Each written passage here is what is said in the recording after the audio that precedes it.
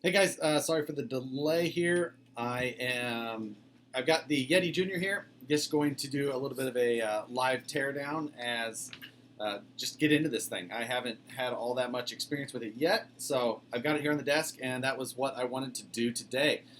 Trying a different setup on the live streaming end. Hopefully, I can get the live chat going as well. So we.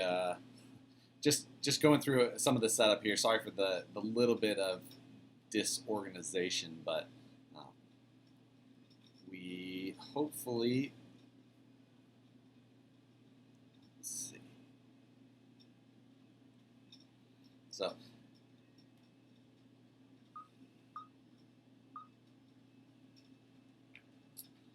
and live on the Facebook side as well. So now we've got the YouTube and Facebook.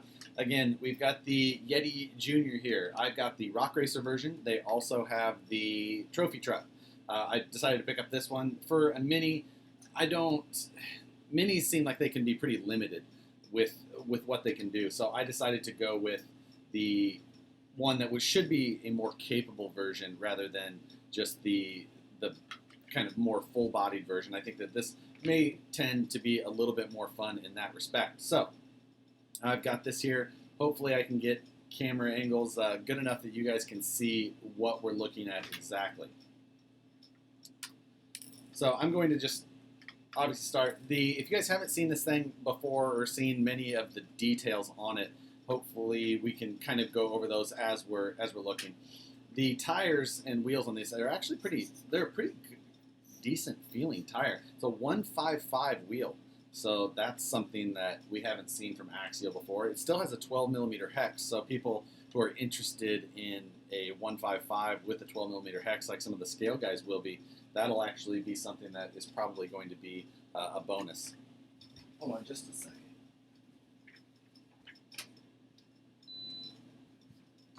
Try and cut down on some of the noise that we have going on in here. Like the full-size Yeti, if you remove 2 body pins in the front, you can flip the whole lid back. The nice thing about that is then you do have access to that rear-mounted battery tray.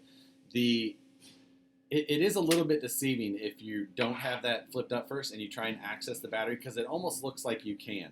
It's got a little toggle flip in the back there, and once that, then you can start to try and lift it up. But if you've got those body pins in, you can't quite get to the battery. So you remove the front 2 body pins, flip the whole thing back, and then that battery door will then flip all the way forward and gives you plenty of access to the battery and the battery plug. Since the battery plug's a little short, you definitely need to flip the body up to get to that. And then if you have the Score trophy truck version, you actually need to remove the whole thing. The Yeti, the Rock Racer version, at least gives you a little bit more convenience to that. Rather than actually just kind of going through all the features, I'm going to tear this whole thing down. I want to get into how it's all put together, rather than just taking a look at it on the outside. Since it did come as a ready to run, it can be a little bit more fun to see how these things are all put together, and rather than just looking at the exploded view, that's where we're going to start. So the wheels are all held on by a 3 millimeter, an actual screw, not a nut. So, this is a 12 or 14 millimeter flathead, and then the wheel pulls off, and again, it's got the 12 millimeter hex built into the back of that 155 wheel with a nice, fairly sticky tire. Once we get all these off, we'll talk about the hex adapters and how the axle shafts are handled, especially in the front, which is pretty impressive.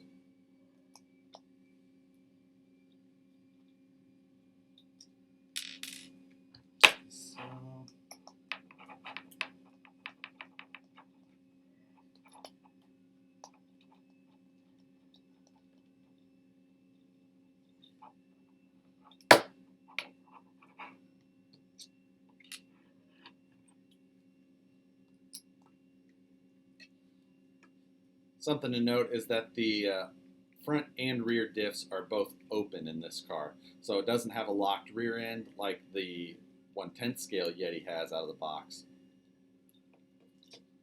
Should help with durability, especially on a Mini, and handling should also be increased at that time as well. While I'm at it, I'm going to go ahead and remove the body. 2 screws in the rear of the chassis will remove the whole hinge system from the body. Should allow it to come apart pretty easily.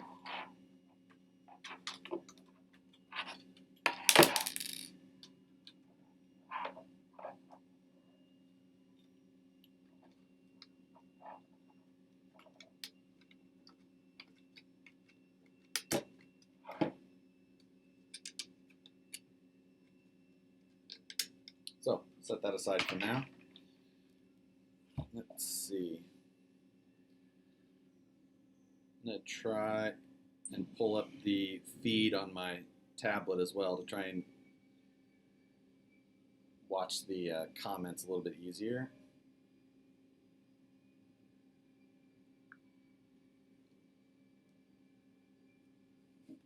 Okay. So in the front, we were talking about the those front axles and how those are held on. Like I said, it's held on with a 3mm screw, but the front axle has this little 12mm adapter that's actually plastic, and you just pull, it pulls off, and that's what your 12mm hex actually is. Underneath of that is a metal, it's probably like a 8mm hex, and that is what is actually part of the stub axle, and that's what your 3mm screw threads into to hold those wheels on. The whole front axle, it is a universal style axle rather than a dog bone style, which is nice out of the box. I guess I would normally expect to see a dog bone in there, but you do have full metal half shafts with that metal universal joint. The 12mm hex adapters slide on. Trying to get it off the one side, it is on there pretty good. There's not a lot of slop or anything like that, so the fit is pretty decent.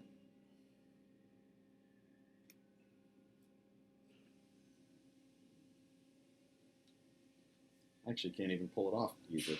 The rear pulls off very easily. The rear hex adapters are about twice as wide as the front 12mm hex adapters. But other than that, they're of the same design. Just like I said, twice as wide. Now, under that in the rear axle shaft output is plastic. So it is not metal like the front is. I'm going to have to pry this one off, I think.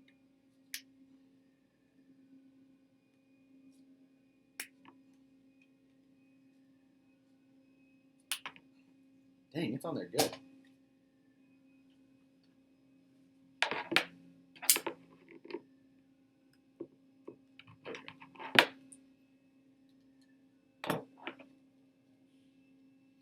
So, as far as where we're going to start with actually disassembling, I guess we can talk about the suspension a little bit while we're here. The rear shocks are basically your standard SCX-10 shock. The front is of the same design, just much shorter.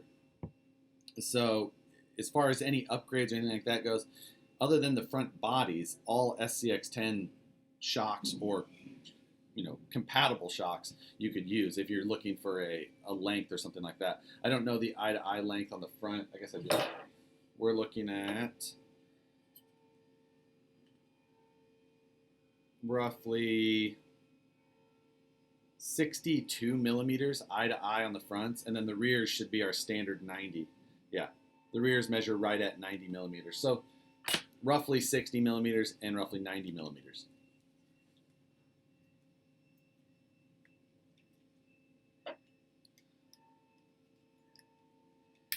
It does have a trailing arm rear suspension, just like we've seen on the Yeti Rock Racer 1/10 scale and the Score Trophy Truck 1/10 scale.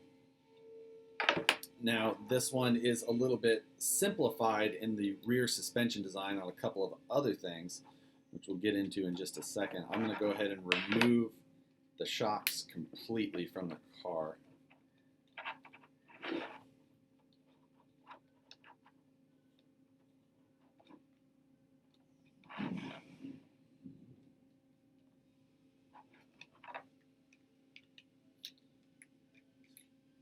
So now, even with the shocks removed, the rear suspension doesn't drop out any further than what you see there. And that's because right in this area, the upper suspension link, which is actually a 3-link, it's webbed in the middle in the rear section. And that actually helps so that you don't need a sway bar on this rig. It helps keep everything in line. It does still get a decent amount of twist, nothing that you would say would be something you would see on the rocks or anything like that, but it's got a little bit of live axle movement in the rear. Not something I would, you would want to normally run on like a 10 scale, but on this, especially with the plastic construction of that upper link webbing, it works just fine. Another thing that they did to help keep that suspension, more level in the rear than you would see on a 1/10 scale is that there is no Heim joints on the lower trailing arms. It's got a wide mounting section in the rear, and the front also, again, is a non-Heim joint setup. It's just a straight screw through. So basically all of the twist that you're seeing in the suspension of this car is coming from the plastic being able to move around. Now, that's something you'll have to take into consideration with if upgrades come out for this thing and what you'll see for upgrades. Certain decisions that you would make as far as like maybe replacing some things with metal over the plastic, you could really start to take out the ability for that rear suspension to move like it does.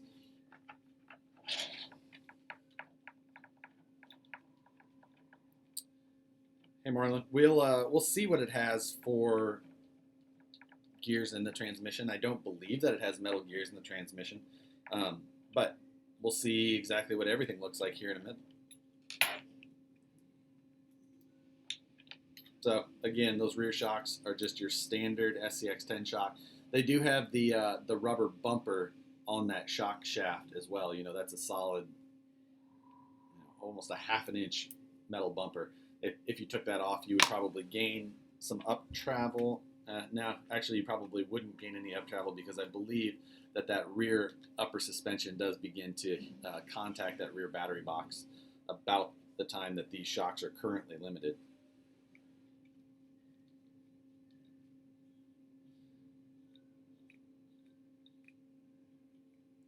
I don't know if Vanquish will have upgrades for this. The SCX10 market, the SCX10 market, the 1/18 scale market isn't necessarily the market that you'll see. You see a lot of these customers that are looking to have the higher end type upgrades. So I don't know. It's not out of the question.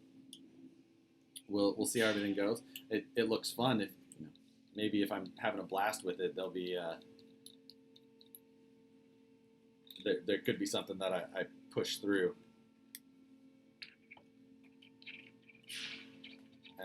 We're not talking about the capo today.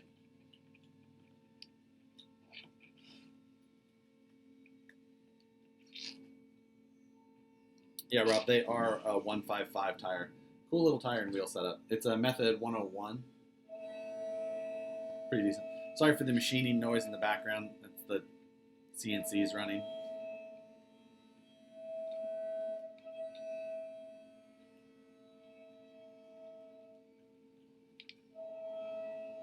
Man, there's a lot of screw length on these lower trailing arms.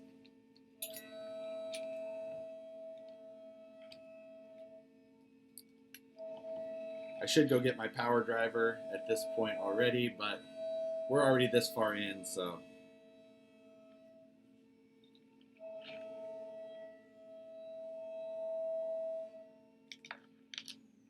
So the rear drive shaft just popped out. The rear drive shaft is a dog bone. It's a plastic dog bone with metal pins, so that's different. press metal pins through a plastic dog bone. I don't know that I've ever seen that. I've seen all plastic dog bones and I've seen metal dog bones, but I don't know that I've ever seen that combination. But this type of scale isn't something that I have messed with in a really long time. I think the last 18th scale car I had was an RC18, associated RC18, not including like the Losi, the MRC, mini rock crawler. So the rear upper 3-link. Now, where it's connected at the chassis, it actually uses a shoulder bolt style. So it's got a, so it's not just a regular screw through that chassis side mount of the 3-link. That's kind of interesting. I don't know if that maybe the trailing arm side at the chassis is like that as well. The trailing arm side at the axle is just a normal long, like a 20 millimeter, maybe longer, standard M3. So we'll see on that. I believe it's M3 anyway. So this is that upper suspension link we were talking about with that webbing between them, and that's what helps keep that axle from twisting or articulating, I guess, depending on how you want to look at it. And that's to keep this thing, to keep the knee down from needing any sway bars.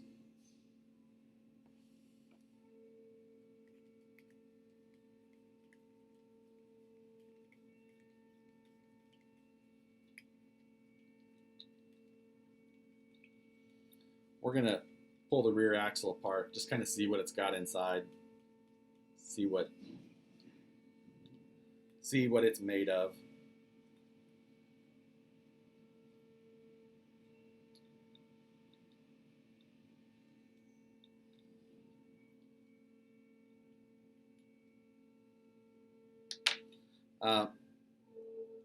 Let's see. I don't know what you mean by that, Roger. Got a Yeti XL here as well. We have all 3 sizes of the Yeti in-house to play around with if we're looking for it. But so I'm going to screw in those lower trailing arm screws a little bit just so I can access all the screws here to disassemble this axle. But here's that little rear axle. This thing's, I mean, it's tiny in comparison.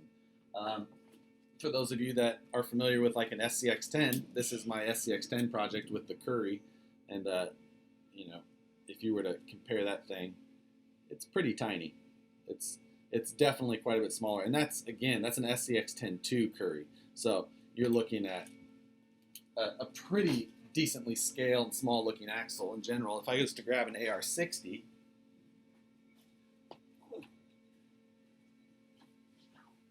So, here's the SMT10, the Gravedigger.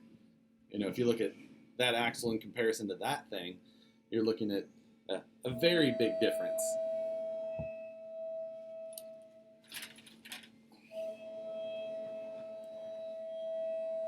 So, like I was saying, it's a dog bone style rear drive shaft, and on the pinion side, that dog bone slides kind of inside the housing a little bit more. It doesn't actually have like an output with a drive cup like we've seen on a lot of setups. It actually tucks in there quite a bit, which is nice. Sorry again for the noise with the machine out there. So let's pull this axle in half. Actually, I want to pull out that drive cup. There's 2 screws retaining that dog bone drive cup, similar to, I believe that's pretty similar to how like the Yeti XL was retained. The Yeti XL had a universal style rear drive shaft, or a CV style, where the back half of the drive shaft was retained inside the axle. Jeffrey Jones, what's up? So, pulled out those 2 screws that held this thing. Let's see if I can pull this out at all.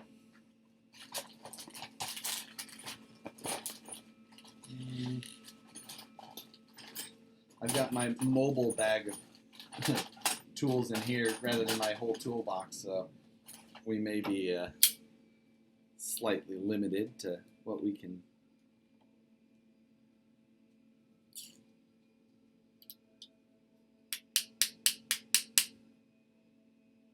Nothing really wants to move. So let's just keep dissecting this thing. We'll get into a little bit more and we'll see what it looks like inside. There is 4 screws that hold the center section of this axle together that surround the center differential. Then there are 2 screws at either side of the axle to hold it together. I believe this is kind of a clamshell style design, similar to some of the old SCX-10 axles.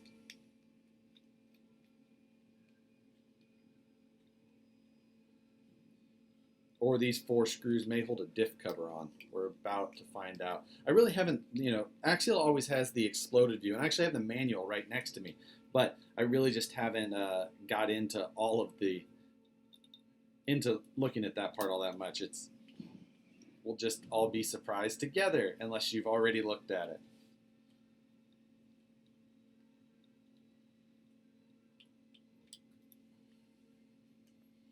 I've looked at the Axial's website as far as some of the features and things like that on the car, but beyond that, I haven't really done a lot of research into this thing, just because it's not a typical 10th scale where I'm super crazy interested in all the details about how it's all put together. So yeah, it's a clamshell. So I'm just going to keep taking apart all the 8 total screws that holds this axle halves together.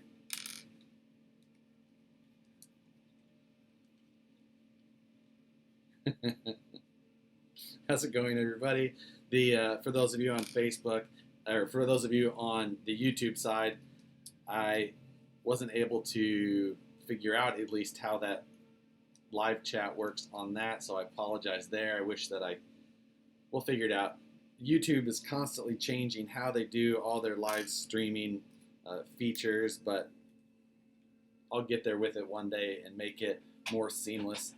I'm trying not to completely cut off my head in the video of the Facebook side, but in the end, live videos never as well produced on my end. So come apart. There we go. So there it is, split open. The back side of the axle is all one piece. This is a typical clamshell. Now it doesn't have rear lockouts that slid on. That's how it used to be with the old SCX-10. But inside here is what we're looking at. Now, what you'll see there is you see that white section. That is a plastic setup. So it is an open diff, like I said. So this is a little bit interesting. It's got some really tiny little spider gears that are integrated into that ring gear, integrated in or held by. I'm gonna have to get up real close to each of the 2 cameras here to let you guys see what's going on. So let's see, hopefully it'll focus, but you can see there.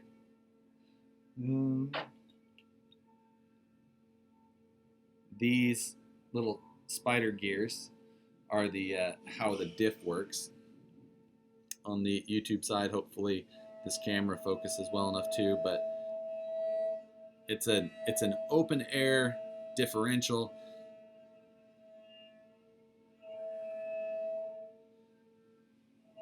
Pretty interesting how that's all put together. It's been a long time since I've messed with anything else 1/18 scale, and I just don't I don't recall how a lot, and everything else I've always dealt with 18th scale, it's really been independent suspension. Again, then I forget about the low-C 1/18 scale mini rock crawler stuff. But so the axle shafts in the rear are plastic. So you pull that out. Let's see, how is this all retained? Okay, so that rear axle shaft just kind of pulls out, and we'll get back to that diff gear there. So that is our rear axle shaft. and it is plastic, again with the metal pin that is on the dog bone side. And then the outside is where we see that 7 or 8 millimeter, probably an 8 millimeter hex there. That the I'd be guessing on bearing sizes. So that outer bearing simply slips over that.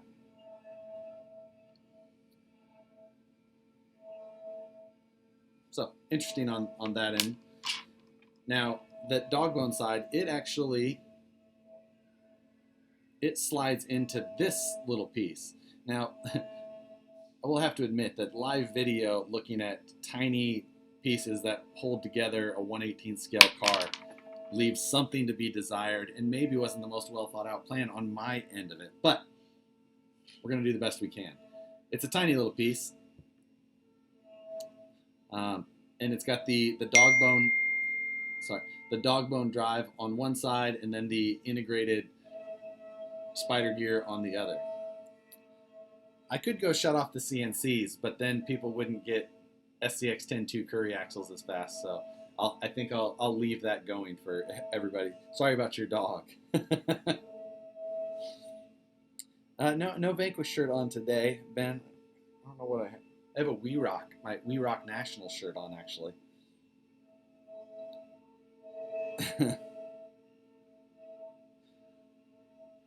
So, I really have no idea if we're going to have VP parts for this car.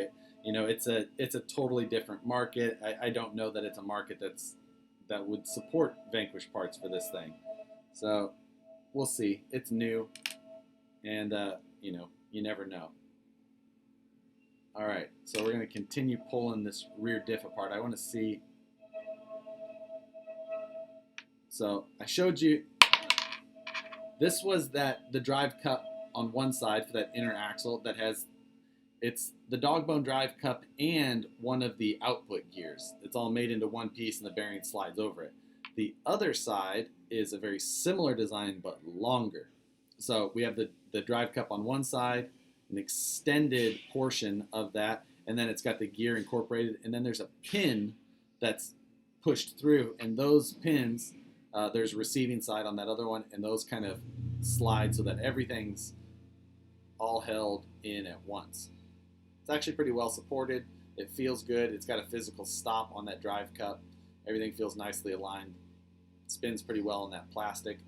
Now, Axial has, for like the first time, been advertising that it's made of a high-quality DuPont plastic. I've never seen them advertise that type of thing before, so we'll see how that works. I assume that this plastic, honestly, because I've never seen this plastic in an Axial car before. Oops. So let's see. So that is new as far as how that goes. Now, this is that little ring gear, and it's got those 4 spider gears that kind of sit in it. It's a molded. Its teeth are pretty tiny. Those 4 spider gears are pretty tiny. It's a 1/18 scale car. I imagine that they're going to be tiny, but pretty interesting design all around. The pinion gear is actually a really good size inside of that axle. I mean, that pinion gear almost looks like the same size as an SCX 10.2 axle, so that doesn't overly surprise me. Now, before I figure out or forget how all of these things go together, I'm going to slightly reassemble this so that I don't completely forget. So again, that drive cup slides in there. It all goes together. And that diff action works pretty decent. And it does have grease on it, which many of us know that can sometimes be slightly overlooked on some Axial ready-to-run cars. But there's a decent amount of grease on it. Things seem to be pretty decent.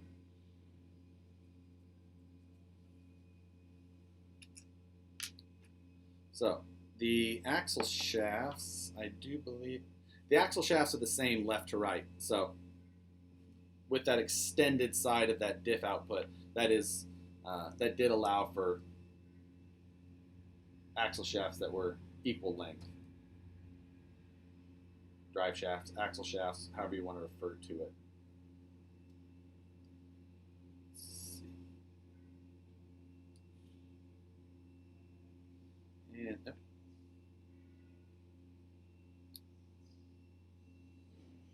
so, axles back together before I completely forget. Get that back on there. And at that point, I'll put it aside. I can figure out how the rest of that goes back together. The rear axle, I think we can all agree, was going to be that was going to be at least my most interesting, or the part that I was most interested in seeing. Next, let's get into that front end and see how that looks. I'm going to remove those front shocks.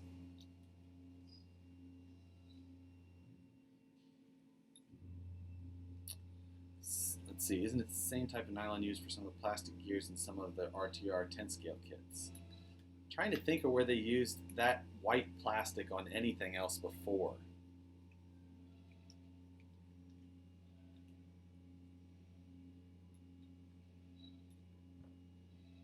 Can't recall them ever having. I could be wrong. I just can't remember them ever using that same white plastic anywhere. So the front suspension links are ball cup style, so they just pop on. They're not retained by a screw or anything like that. I've got those front shocks hanging down. I'm going to remove the bumper completely.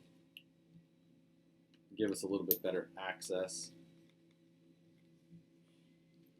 The front bumper has that built-in spring design,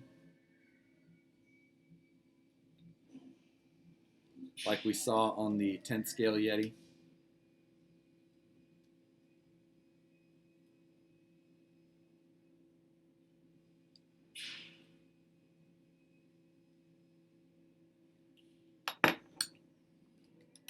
Almost everything on this car so far has been a 2mm driver and a 1.5mm driver.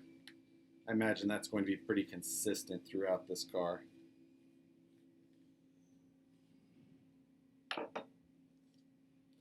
The front bumper support runs all the way through the A-arms, and then they're all retained with just this one screw. So just a really long M3 style hinge pin. They're not much shorter than the ones that we have seen on the 10 scale Yeti. So those should hold up just fine on this car based on their size. So that this front end is actually going to all, I'm going to say, pop off easily until I break something trying to remove one of these ball cups. Let's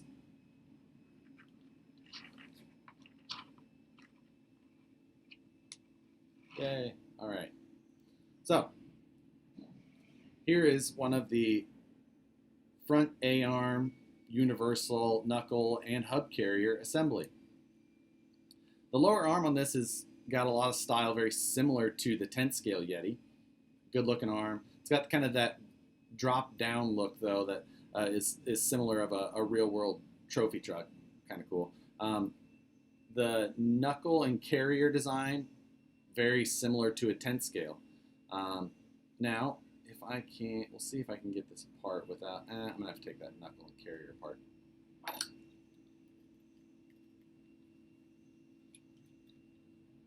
I want to get to the design of the stub axle on this thing because that's what's kind of cool.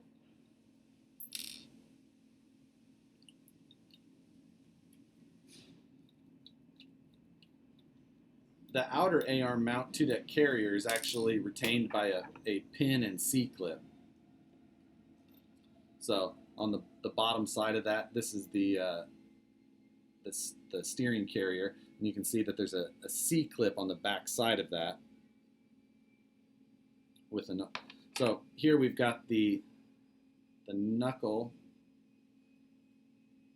This is our universal and stub axle basically.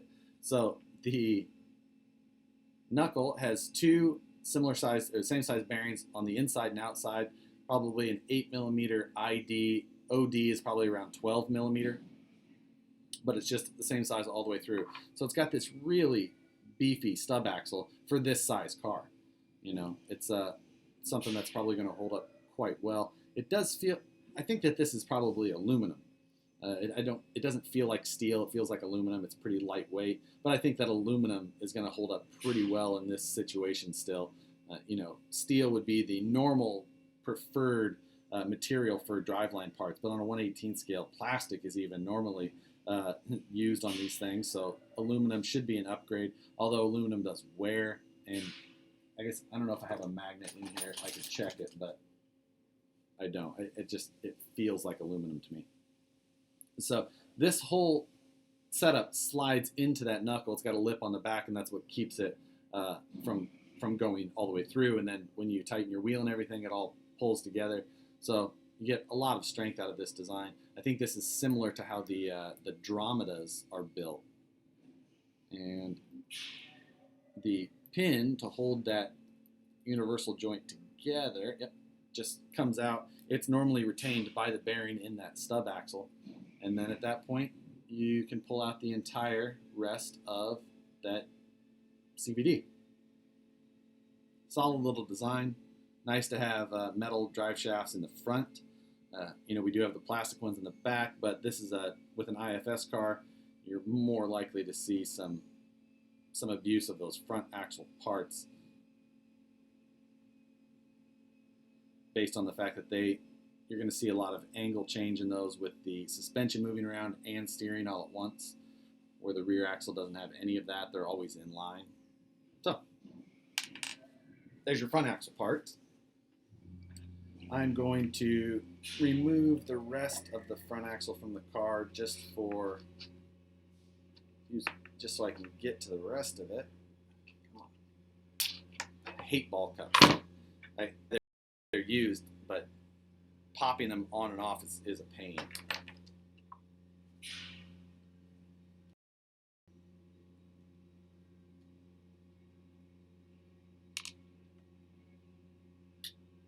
Okay. So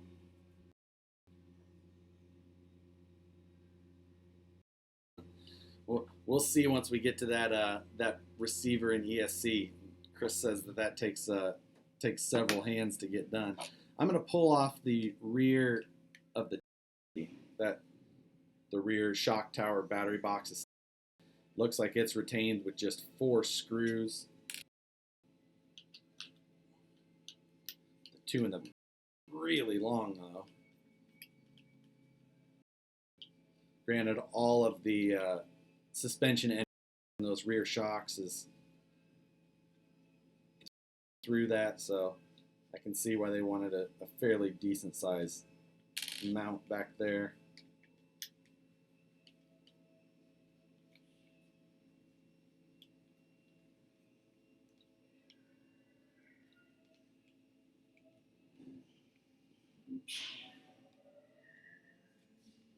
Yes, I should have got my power screwdriver.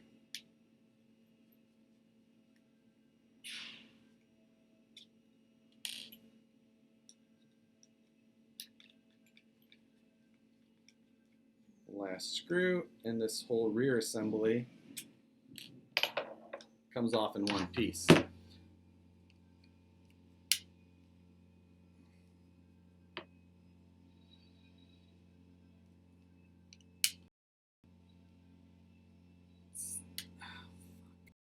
Oh. Sorry for the we're trying to reconnect the side. I know I'm not having the best connection right now.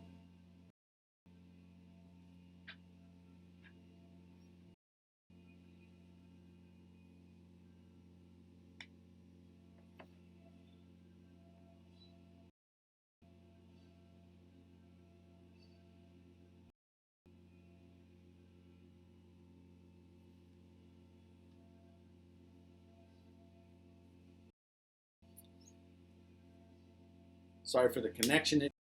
I know things aren't the smoothest with this sometimes.